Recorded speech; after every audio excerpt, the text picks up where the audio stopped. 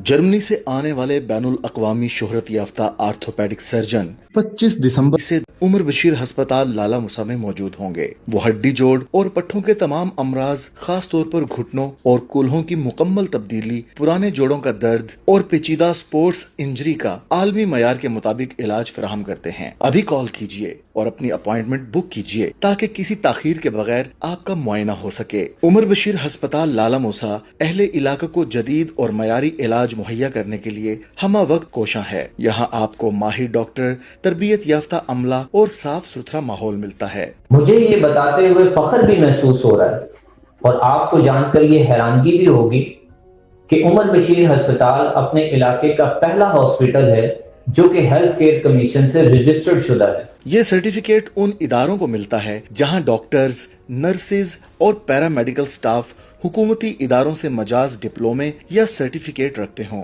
यही निजाम इलाज को आलमी मयार के मुताबिक महफूज और मुअस्सर बनाता है। खुशखबरी ये है कि जो सहूलतें पहले आपको 200-300 किलोमीटर दूर जाकर मिलती थी, अब वही इलाज आपके अपने इलाके में दस्तयाब हैं।